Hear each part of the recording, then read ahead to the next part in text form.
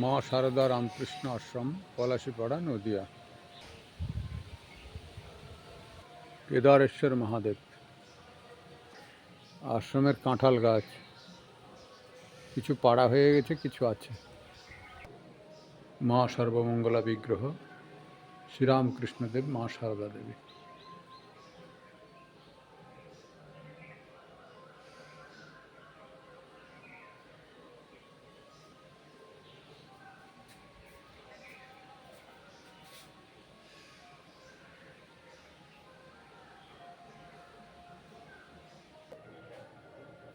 ওম স্থাপকায় চ ধর্মস্য সর্বধর্মস্বরূপিণে অবতার বরিষ্ঠায় রামকৃষ্ণায় তে নমঃ।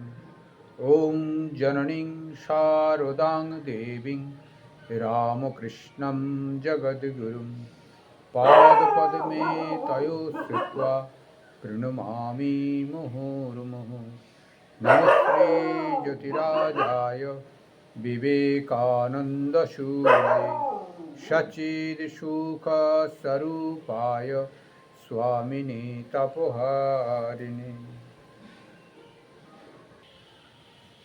আজকে আমরা রামকৃষ্ণ গল্পকথা চলছিল, আজকে রামকৃষ্ণ গল্পকথাই একটু হবে।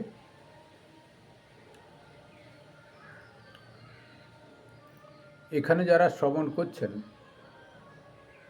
এবং ইউটিউবের মাধ্যমে যারা শ্রবণ করছেন, সকলকে আমার আন্তরিক প্রীতি, শুভেচ্ছা, শুভ আশীর্বাদ। আজকের প্রথম গল্প জানে না, তাই এদিক ওদিক ঘুরে বেড়ায়। তা সে শ্রীরামকৃষ্ণদেবের এরকম গল্প দু একটি আছে, ভারী সুন্দর। তা আজকের এই গল্পতে এটি তামাক খাওয়ার গল্প, তামাকের টিকে ধারণার গল্প। একজন তামাক খাবে, প্রথম গল্প আজকের। একজন তামাক খাবে, তো প্রতিবেশীর বাড়ি টিকে ধরাতে গেছে। রাত অনেক হয়েছে, তারা ঘুমিয়ে পড়েছিল। অনেকক্ষণ ধরে ঠেলাঠেলি করার পর দরজা ঠেলাঠেলি করেছে। গ্রামের লোকে এরকমই হয়। একজন দোর খুলতে নেবে এলো। লোকটির সঙ্গে দেখা হলে সে জিজ্ঞাসা করলে, কি গো, কি মনে করে এত রাত্রিতে?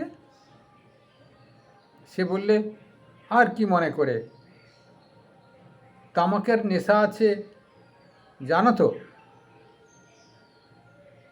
টিকে ধরাবো মনে করে। তখন সেই লোকটি বললে, বাহ, তুমি তো বেশ লোক, এত কষ্ট করে তোমার আশা কেন? আর দৌড় ঠেলাঠেলির কি দরকার?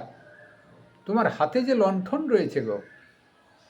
ভারী সুন্দর গল্প। কিন্তু এই ছোট্ট ঘটনা, ছোট্ট গল্পের ভিতরে আত্মজ্ঞানের কথা বলে দিলেন শ্রীরামকৃষ্ণ পরমহংসদেব। এটি গল্প আত্মজ্ঞানের।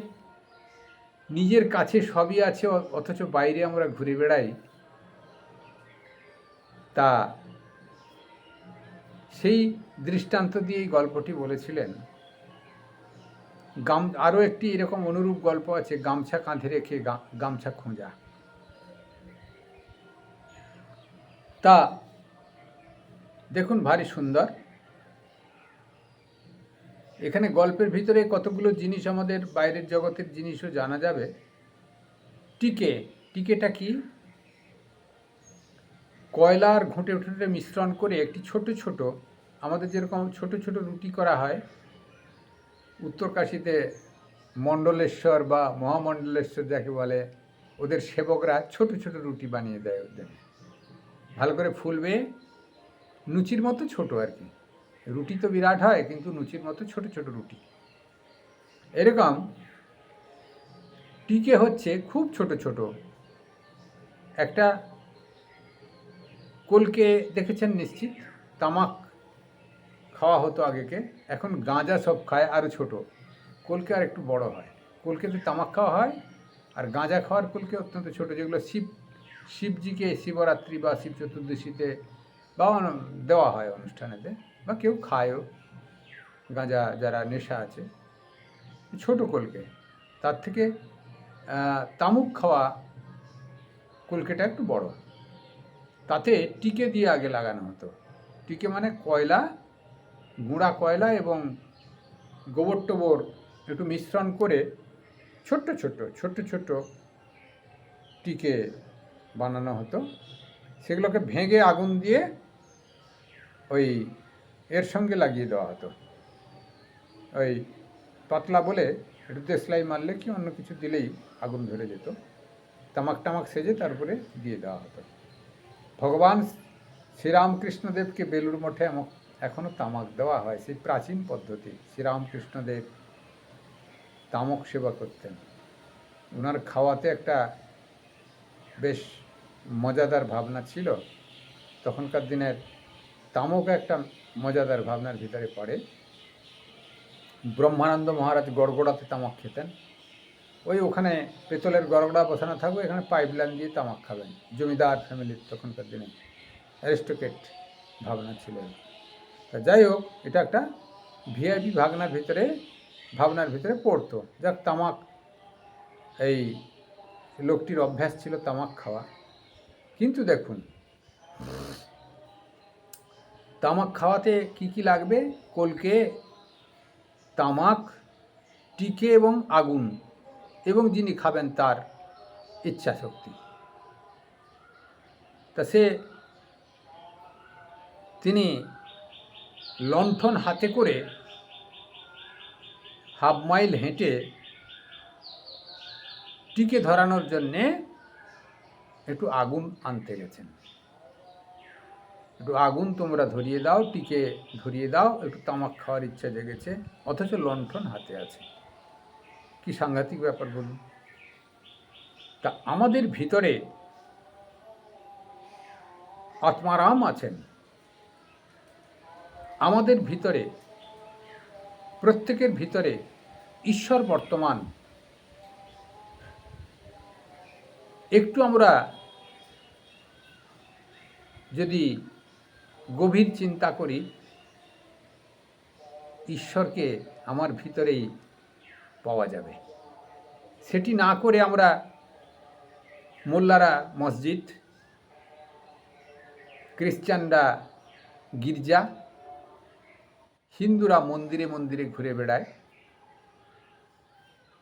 আমি বলছি না ঘুরে বেড়ানো পাপ বা ক্ষতি হচ্ছে, তা বলছি না, কিন্তু পাপ তো নয়, ক্ষতিও হয় না তেমন। কারণ তীর্থ ভ্রমণের একটি গুরুত্ব আছে। মনমরা ভাবটা কমে যায়, উদ্দীপন একটা হয়। কিন্তু যার হৃদয়েতে ঈশ্বর জ্ঞান হয়ে গেছে, কেউ যদি সাধন ভজন ভালো করেন, গুরু প্রদত্ত মন্ত্র জপ করেন এবং ধ্যান করেন, ইষ্টের ধ্যান করেন হৃদয়েতে, তা বাইরে তার যাওয়ার দরকার নেই। শ্রীরামকৃষ্ণদেব প্রসঙ্গক্রমে বলেছিলেন ভক্তদের, যার হেতা আছে তার হোতা আছে। যার হৃদয়েতে ঈশ্বর বর্তমান, তিনি তীর্থ প্লেসে গিয়েও ঈশ্বর দর্শন করবেন, বিগ্রহকে ঈশ্বর রূপে দর্শন করবেন। যার হেথা নাই তার হোথাও নাই। ওই জগন্নাথ দর্শন করতে গিয়ে পুঁই গাছ দর্শন হবে। ঘরেতে প্রচুর পুঁই গাছ লাগিয়েছিল, গরমকাল, ওই সময় কারুর পাল্লায় পড়ে জগন্নাথ দর্শনে গেছে, কিন্তু জগন্নাথ দর্শনে গিয়ে সেই সময় ঠিক পুঁই গাছ জল পাচ্ছে না, মরে যাবে মনে হচ্ছে, এই ভাবনা তার মনে উঠেছে। জগন্নাথের বিগ্রহ তার কাছে আর দর্শন হলো না, পুঁই গাছ দর্শন হচ্ছে। ফিরে এসে জিজ্ঞেস করলো, কেমন দেখলি জগন্নাথ? পুঁই গাছ দর্শন করলুম। অর্থাৎ হৃদয় প্রতিষ্ঠা হয়নি, তীর্থ প্লেসে গিয়ে কি হবে? সেই জন্যে তা টিকে ধরাবার জন্যে আগুন তার নিজের কাছেই আছে। জ্ঞানাগ্নি দগ্ধ কর্মে আনি ভস্মসাৎ কুরুতে অর্জুন। হে অর্জুন, জ্ঞানরূপ অগ্নি দিয়ে সমস্ত কর্মকে দগ্ধ করা যায়। বিষয় বাসনাযুক্ত কর্ম, গীতাতে বলছেন ভগবান শ্রীকৃষ্ণ অর্জুনকে। আমাদের এই বিষয় বাসনা যে কর্ম, ঈশ্বরের অনুরাগী না হওয়া যে কর্ম, সেগুলি আমাদের বহির্মুখ করে দেয়। সেজন্য দরকার ইন্দ্রিয় সংযম। ইন্দ্রিয় সংযম বহির্মুখ থেকে মনকে অন্তর্মুখ করে দিবে। তখন ওর বাইরের আলো খুঁজতে যেতে হবে না, লণ্ঠনের ভেতর থেকেই টিকে ধরানো যাবে। এই হাফ মাইল হেঁটে এসে রাত্রি 1টার সময় বন্ধুকে জ্বালাতে হবে না, আর নিজের অজ্ঞতার পরিচয় দিতে হবে না। নিজের কাছে ভগবান আছেন, আত্মারাম রূপে আছেন। শরীর জন্মগ্রহণ করেছে, জায়তে বর্ধতে মৃত্যবে, মরে যাবে, চলে যাবে। অর্থাৎ শরীরের ভিতরে যিনি আছেন তাকে আমাদের উপলব্ধি করতে হবে। এটা পরিবর্তনশীল। শরীর যাবেই, জন্মগ্রহণ করেছে, বড় হয়েছে, খাওয়ার দাওয়ার গ্রহণ করছে, বৃদ্ধি হচ্ছে, আবার অসুখ বিসুখ হবে, আয়ু শেষ হলে মরে যাবে, এই শরীর চলে যাবে। কিন্তু সে আত্মারাম, তিনি অবিনশ্বর, তিনি থাকবেন, তাকে আমাদের জানতে হবে। সেই জন্য তিনি আমার কাছেই আছেন, লণ্ঠন আমার কাছে আছে, টিকে ধরানোর আগুন আমার হাতেই আছে, আমার কাছেই আছে, অথচ লোকের দূরে দূরে ঘুরে বেড়াচ্ছে। সাধন ভোজন যদি আমি করি বা আমরা যদি করি, সদ্গুরু গ্রহণ করে, যিনি ঈশ্বরপরায়ণ ব্যক্তি বা সন্ন্যাসী, তা সেই সাধন ভোজন করতে করতে এখানেই একটা ভক্তি বিশ্বাস জন্মগ্রহণ হবে। ঈশ্বরের প্রতি সেই পরম কারণিক ঈশ্বর কৃপা করবেন, অবশ্যই কৃপা করবেন, বিশ্বাস অবশ্যই স্থাপন করবেন। এখানেই ভগবান আছেন, ভগবান বাইরে নাই। বাইরে আমাদের ঘুরে মরা সার হচ্ছে। এখানে যার উপলব্ধি হচ্ছে, ঘুরতে গেলেও সেখানে ভগবান দর্শন হবে। এখানে যার প্রতিষ্ঠা হয়নি, বাইরে ঘুরে কোনো কাজ নাই। শ্রীরামকৃষ্ণদেব সেও একটি গল্পের ছলে বলেছিলেন। আরেকটি এই প্রসঙ্গে শ্রীরামকৃষ্ণদেব বলেছিলেন, গামছা কাঁধে রেখে গামছা খোঁজা। অর্থাৎ গামছা কাঁধে আছে, স্নান করতে যাবে, চারপাশ খুঁজে বেড়াচ্ছে, গামছিটি এনে দাও। আমরাও কখনো কখনো ভুলক্রমে এরকম করে ফেলি। চশমা চোখে পরা আছে, এ চশমাটি কোথায় গেল গো, চশমাটি কোথায় গেল গো। অর্থাৎ এও ভ্রম। ওই নিজের কাছে আছে সেটা না জেনে বাইরে অন্বেষণ করা, এটি ভ্রান্ত ধারণা। সেই জন্যে আগে নিজের ভিতরে অন্বেষণ করতে হবে, নিজেকে তৈরি করতে হবে, নিজেকে সুন্দর ঈশ্বর ভাবনায় ভাবিত করতে হবে। তারপর অন্য জায়গায় যাওয়া কি এ করা সে আলাদা বিষয়। সেজন্য নিজের কাছে সবই আছে, বাইরে যাওয়ার একবারে দরকার নাই। টিকে ধরানোর আগুন যেমন বাইরে যেতে হবে না, নিজের হাতে লণ্ঠন আছে, তেমনি আমাদের এই আত্মারূপে যে আমাদের ভিতরে আছেন, সেটি বিশ্বাস স্থাপন করলেন তিনি ইষ্টরূপে দর্শন দেবেন, ইষ্ট হৃদয়েতে প্রকাশিত উদ্ভাসিত হবেন, এই এর অর্থ। হ্যাঁ, তারপর আর একটি গল্প পড়ি আজকে। একটি গল্প হয়ে গেল তাহলে। ড্যাম ড্যাম একজন নাপিত, এটা দ্বিতীয় গল্প আজকের। একজন নাপিত কামাতে গিয়েছিল, একজন ভদ্রলোককে কামাচ্ছিল। এখন কামাতে কামাতে আর একটু লেগেছিল। কামাতে কামাতে অনেক সময় লেগে যায়, আমাদের দাড়িও কেটে যায় কখনো কখনো, কখনো কখনো, সবসময় নয়। সেই অন্যমনস্ক থাকলে বা কেউ গল্প করতে এসেছে, ব্যতিব্যস্ত থাকলে কখনো হয় এরকম, যা একটু লেগে গেছিল। আর সে লোকটি ড্যাম বলে উঠেছিল। তা নাপিত কিন্তু ড্যামের মানে জানে না। তখন সে খুঁটটুট সব সেখানে রেখে শীতকাল জামার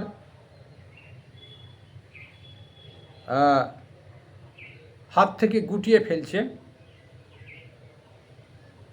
তুমি আমায় ড্যাম বললে, এর মানে কি এখন বলো। আর নাপিত লোক খুব রকচটা হয়। তা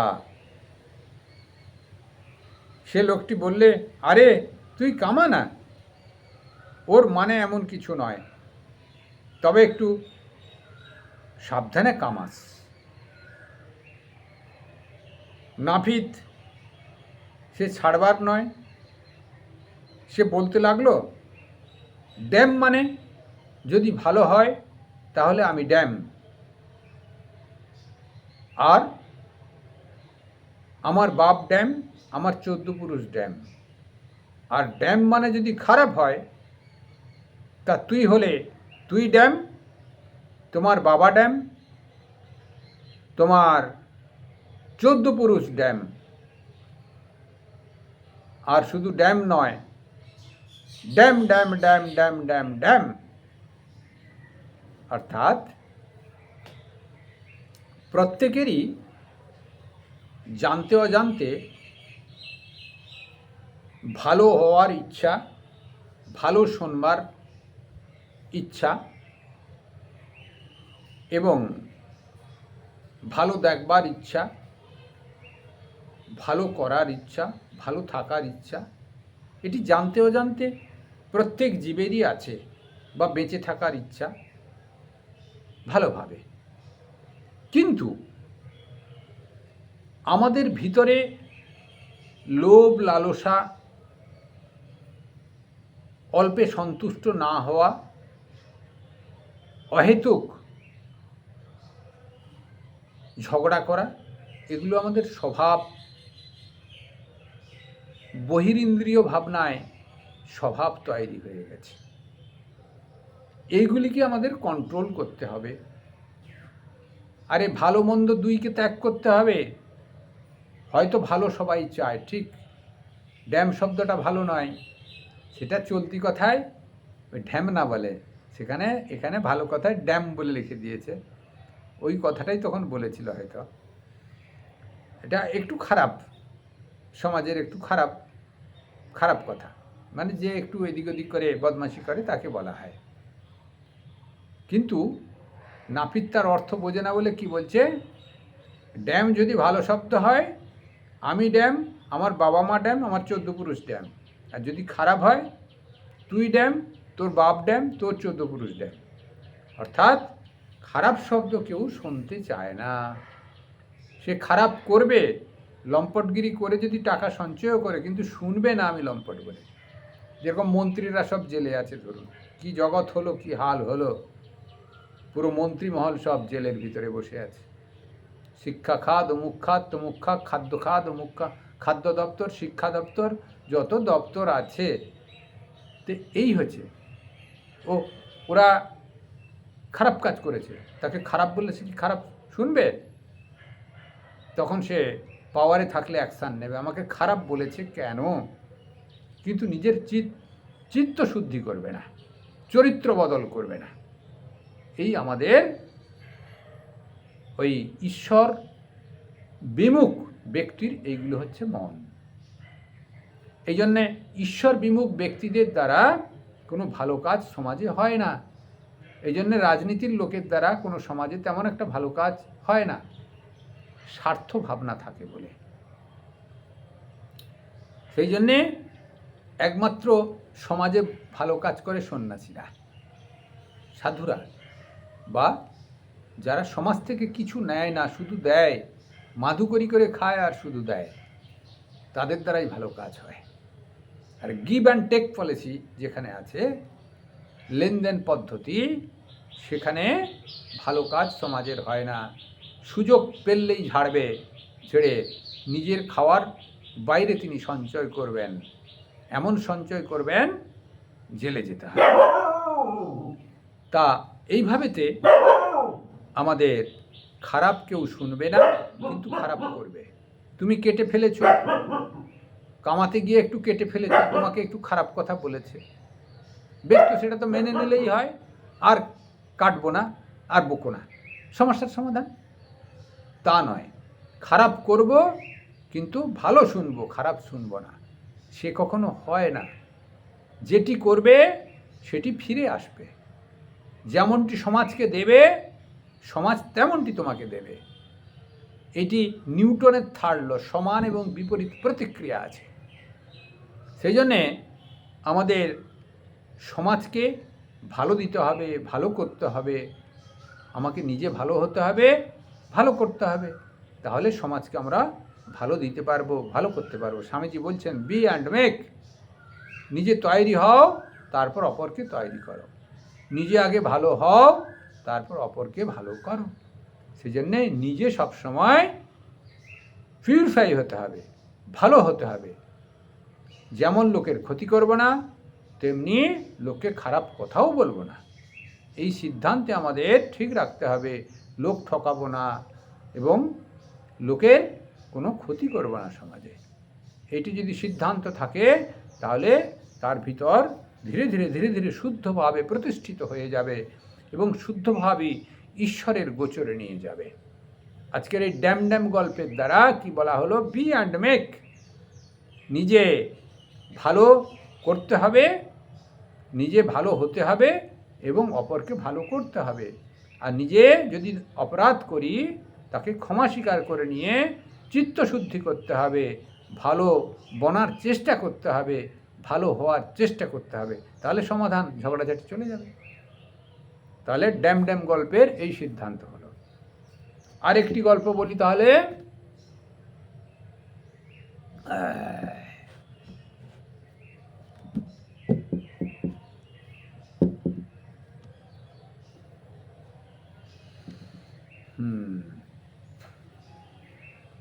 সাজের কি মহিমা, ভারী সুন্দর। যে যে সাজে থাকে সেটি একভাবে তাকে অভিনয় করতে হয়। তাহলে অভিনয়ের সার্থকতা আছে। তোমাকে রাজা সাজিয়ে দিয়েছে, তুমি কটোয়ালের অভিনয় করবে, সে কখনো হয় না।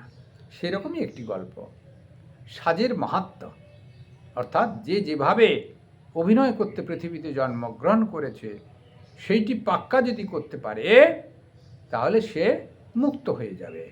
পারফেক্টনেস, স্বামীজি বলছেন, কেউ যদি ঝাড়ু দেওয়া তার কাজ হয়, ঝাড়ু দেওয়াটাই সে যদি পারফেক্ট করতে পারে, তার ঈশ্বর সন্দর্শন হতে পারবে নিষ্কাম হলে। একজন বহুরূপী সেজেছে ত্যাগী সাধু। বহুরূপী রাস্তায় ঘুরে অনেক সময় দেখবেন, শিব সাজে, বাঁদর সাজে, কোনো মহাপুরুষ সাজে, কোনো অবতার পুরুষ সাজে, কিন্তু কথা কইবে না। সাজবে আর পয়সা নেওয়ার জন্য একটা ডাব্বা রাখবে, হাতে ধরে থাকবে, তা সেই ডাব্বাতে যা হোক দিয়ে দিতে হবে। সাজলে তো ধরা পড়ে যাবে, অমুক জনের ছেলে গো বলে কেউ বলে ফেলবে, হাসাবে। সেই জন্যে যে সাজে, তার এই কনসেন্ট্রেশন মাইন্ড রাখতে হবে। শত লোকে চেষ্টা করলেও কথা বলা যাবে না।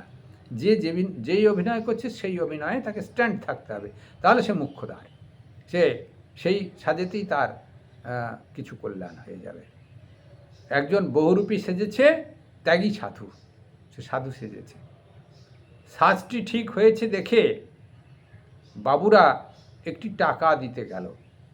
মানে সাধুর পোশাক পরে কেউ যদি স্বামী বিবেকানন্দ সাজে, আমাদের স্বামী বিবেকানন্দের জন্মদিনে বা এই পাশ্চাত্য দেশ থেকে যখন স্বামীজি ফিরেছিলেন, ওই একটি ট্রেন দেয় রেলওয়ে দপ্তর, ওই বজবজ থেকে শিয়ালদা পর্যন্ত, তা 19 ফেব্রুয়ারি। তো সে দেখবেন সেখানে অনেকেই ট্যাবলো সাজে, অনেকেই স্বামী বিবেকানন্দ সাজেন, কিন্তু যার ঠিক ঠিক সাজ হয়েছে তাকে মানুষ শ্রদ্ধা করবে। দক্ষিণা হয়তো সবাইকে 2 টাকা দিল, তা স্বামীজি সেজেছে, শ্রদ্ধা করে দিল, কিন্তু যে ভালো সেজেছে তাকে বেশি দেবে এবং শ্রদ্ধা করবে যে হ্যাঁ, এ ঠিক ঠিক স্বামীজির সাজ হয়েছে। অর্থাৎ যে ত্যাগী সাধু সেজেছে, সে যদি ঠিক সাধু সাজাতেও যদি ঠিক ঠিক হয়, তখন তার প্রতি মানুষের আকর্ষণ হয়, শ্রদ্ধা বাড়ে, পয়সা দেওয়াটা তো আছেই। সে নিলে না, যখন পয়সা দিচ্ছিল, ঠিক ঠিক সাধু সেজেছিল, তখন সে পয়সা নিলে না। কেন নিলে না? যাক, সেটা পরের ঘটনা, আসছি। সে নেবে না বলে চলে গেল। নেবে না মানে তখন নেবে না। গা হাত পা ধুয়ে যখন সহজ বেশে এলো, তখন বললে, দাও টাকাটা আমাকে দাও। বাবুরা বললে, এই তুমি টাকা নেবে না বললে চলে গেলে, আবার টাকা চাইছো যে? সে বললে, তখন সাধু সেজেছি কিনা, টাকা নিতে নাই।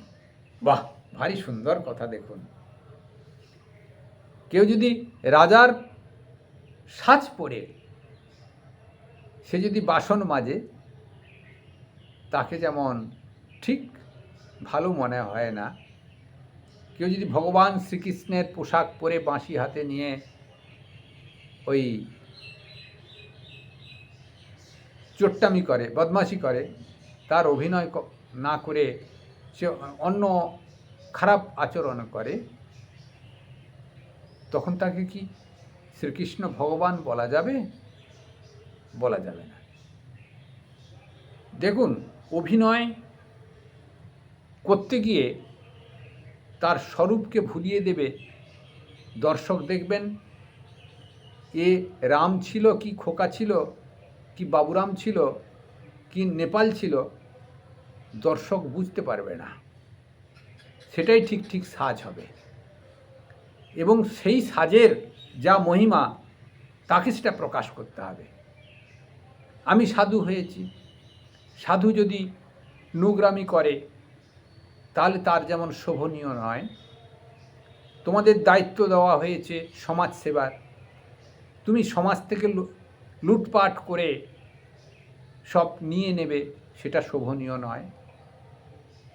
তেমনি যে কাজ তোমাকে দায়িত্ব দিয়েছে বা দায়িত্ব নিয়েছ, সেটি ঠিক ঠিক পালন করবে, সেটি সমাজসেবা। শুদ্ধভাবে পালন করবে, সেটি সমাজসেবা। সেই জন্যে সাধু সেজেছি বলে সাধুদের পয়সা নিতে নাই। সাধুরা ত্যাগী, তাই সে সাধু সেজেছিল বলে পয়সা নিল না। আবার তার পয়সার দরকার আছে, এই জন্য সাধু সেজেছে। সেই জন্য মুখে বলে না, একটা কৌটো রাখে, কৌটোর ভিতরে নিয়ে নেয়। যারা বহুরূপী হয় দেখবেন, কেউ হাতে দিতে চাইলে সাধুরাও নেয় না, আমিও নিই না প্রায়। হাতে পয়সা নেওয়া ঠিক নয়। কোনো পাশে পাত্রে দিয়ে দিল, পরে সেটা কালেকশন করা হলো, তার উদ্দেশ্যও ঠিক থাকলো, আমি মহারাজকে দিচ্ছি কি কাউকে দিচ্ছি, আর আমারও প্রয়োজন, টাকার প্রয়োজন, সেটা নেওয়া হলো। কিন্তু এই বেশে, এই ভাবনায় নেওয়া হলো না।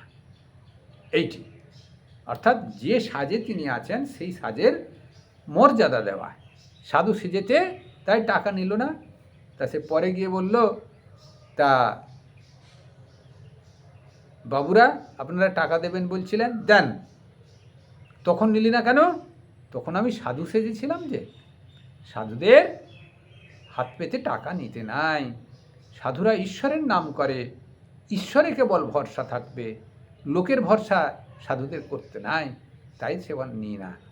তা এখন সাধুর বেশ ছেড়ে দিয়ে এসছি, বহুরূপী বেশ ছেড়ে এসে সাধারণ বেশে এসছি, তাই তোমার কাছ থেকে টাকাটা নিয়ে কিছু জিনিসপত্র কিনব। এই হচ্ছে সুন্দর। যে বেশে অভিনয় করতে এসছো জগতে, ঠিক সেই অভিনয় তুমি করো ঈশ্বরে মন রেখে, তাহলে তোমাকে কে ধরে? তুমি চরম অবস্থায় পৌঁছে যাবে। আজকের এই 3টি গল্প হলো। একটি হচ্ছে তার নিজের কাছে আগুন আছে, আগুন বাইরে খুঁজে বেড়াচ্ছে। ভগবান নিজের কাছেই আছে, অথচ বাইরে বাইরে খুঁজে বেড়ানো হচ্ছে। নাপিত কেটে ফেলেছিল, ও গালি দিয়েছিল। নাপিত তার চিত্ত শুদ্ধ না করে তার সঙ্গে ঝগড়া করেছিল। এটি একটি গল্প, দুটি হলো। আরেকটি হচ্ছে সাজের মাহাত্ম্য।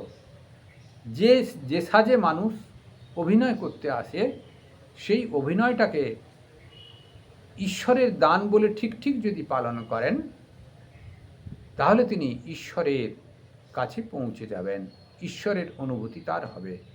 এই তিনটি গল্প আজকে হলো। আপনারা সকলে অবশ্যই শ্রবণ করবেন এবং পারলে একটু শেয়ার করবেন। গল্প তো ভারী সুন্দর, জ্ঞানের কথা হয়। আপনারা অবশ্যই শ্রবণ করবেন, শেয়ার করবেন এবং একটু সাবস্ক্রাইব যারা করেননি করে নেবেন। একটু শেয়ার করিয়ে সাবস্ক্রাইব করে নেবেন। এই চ্যানেলটি চালাতে হলে তারও তো একটি খোরাক চাই, তার খোরাক হচ্ছে নেট। আপনারা শ্রবণ করলে চ্যানেলটি চলতে থাকবে, ভালো কথাগুলো আপনাদের কানে কানে যাবে। আর ভালো কথা একা শ্রবণ করতে নাই, সবাইকে নিয়ে শ্রবণ করবেন এবং সব মোবাইলে পাঠিয়ে দেবেন বন্ধু বান্ধবদের। কল্যাণমস্তু। সর্বে ভবন্তু সুখিনঃ, সর্বে সন্তু নিরাময়া, সর্বে ভদ্রাণি পশ্যন্তু, মা কশ্চিৎ দুঃখমাং ভবে। আমার নাম স্বামী পূর্ণলোকানন্দ পুরী, পলাশিপাড়া সারদা রামকৃষ্ণ আশ্রমে থাকি। আপনারা পারলে এখানে আসবেন। এখানে ছিল পুরানো আশ্রম, তাকে একটু সংস্কার করা হলো। এখন আরও অনেক কাজ বাকি আছে। 10,000 টাকার উপরে ওই নাম স্থান টাকা বসানো পাথরে নাম লেখা হচ্ছে। আর 50,000 টাকার উপরে স্মৃতিফলক, বাবা মার কি অন্য কারোর স্মৃতিফলক লাগানো হচ্ছে। গুরুদেবের কি বাবা মার এবং তার নিজের নামও থাকবে, স্মৃতিফলক লাগানো হচ্ছে 1 ফুট বাই 1 ফুট। তা আপনারা কেউ যদি দানও করতে চান, তা আমার সঙ্গে যোগাযোগও করতে পারেন। ফোন নাম্বার এখানেই দেওয়া আছে, ইউটিউবে আমি বলেও দিচ্ছি মুখে। 9679717842, 9679717842। স্বামী পূর্ণলোকানন্দ পুরী, পলাশিপাড়া সারদা রামকৃষ্ণ আশ্রম, পলাশিপাড়া, নদিয়া। জয় ঠাকুর, জয় মা, জয় স্বামীজি। আপনারা সকলে ভালো থাকুন। ঠাকুরমা স্বামীজি আপনাদের কল্যাণ করুন।